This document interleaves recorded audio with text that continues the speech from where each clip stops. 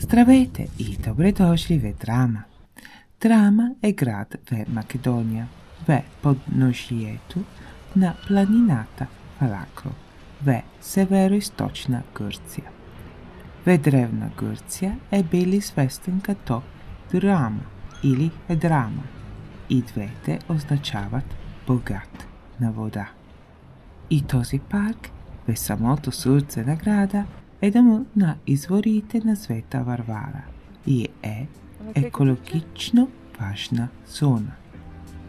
Но в миналото тези води са били използвани от близките фабрики за обработка на тютюн.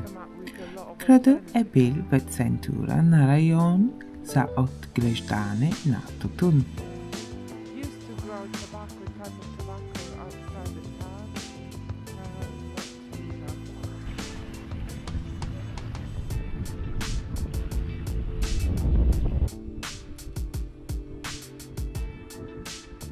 Това беше тютюневата фабрика Шпирер. Построена е през 1924 години от Херман Шпирер, магнат на световната търговия за тютюн.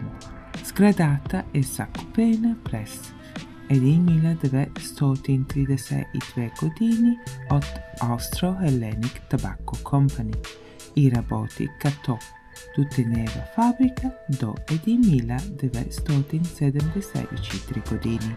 Днес това е прекрасен хотел.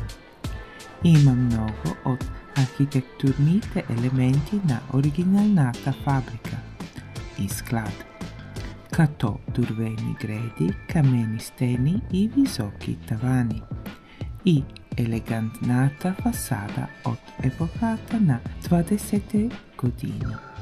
Днес Драма е по-известен за вината си, отколкото за тютюна. И хотелът разполага за богата колекция, която можете да изследвате.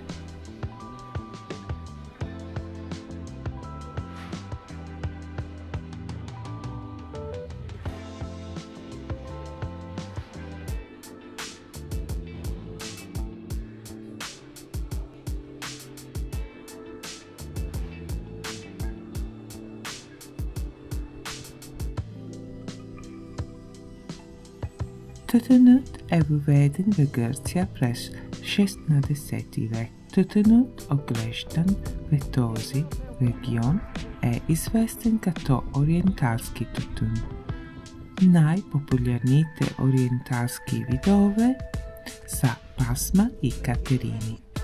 В следните години на тютюневата индустрия между 1914 години и 1924 години Драма преживява икономически бум. Тютюнът от района се транспортира в фабриките в Драма, където се подготвя за продажба, след което скъпоценните ароматни листа ще бъдат транспортиран по шосе и по-късно за влак до пристанищния град Кавала за износ по целия свят.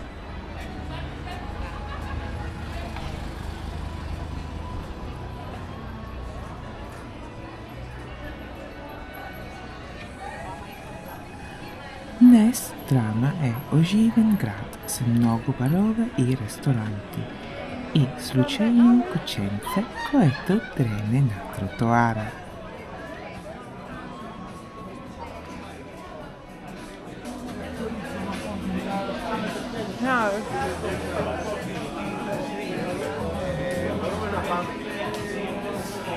Yeah.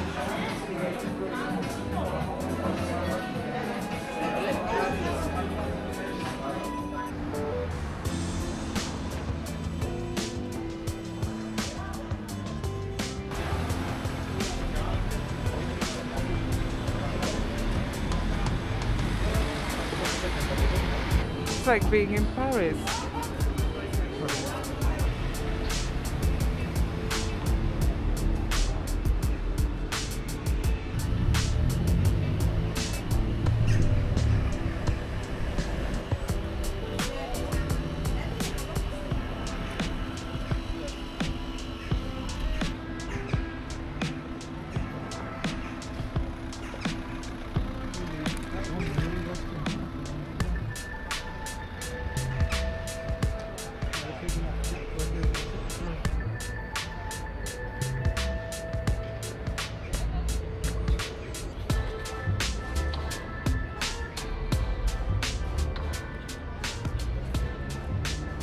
След кратка почивка на площата на Свободата, насочихме се към района на автогарата.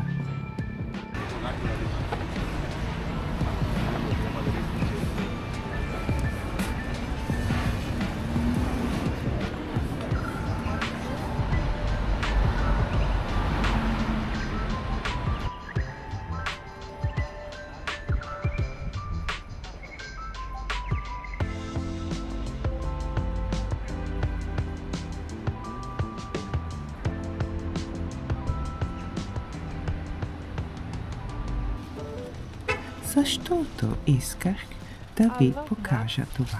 Саро е местен производител на сушени меса, включително пастирма. Пастирма е изсушено на въздух месо, което след това се обвива в кора, която може да включва часън, лук пипер и много други таини, подправки и билки. Пастирма или бастурма е вид сушено месо, което се прави в Анатола от стотици години. Предшественик е апоткин, който се приготвя още от византинско време. Апоткин може да е от прасе, коза, овца и дори сепя. В Саро можете да намерите пастрима от говещо, овче и камилско месо. Семейство Саро идва в Гърция през 1890 години. Те се преместват в Драма през 1938 години и започват първата си работилница. Саро са били караманли, кападокински гърци. Караманли, заедно за 1,5 милиона други анатолски гърци, са били принудени да се преместят, като част от имиграционния обмен, договорен между Гърция и Турция през 1923 години.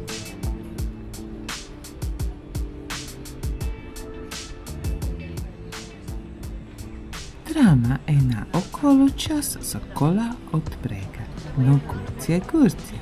И този магазин за риба е разпродаден.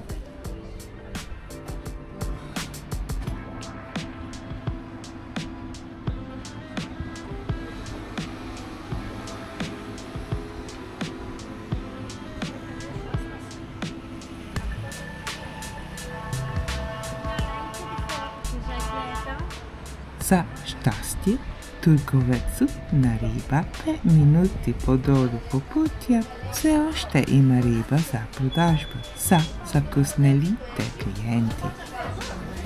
Парфумът на кафе от този магазин беше чудесен.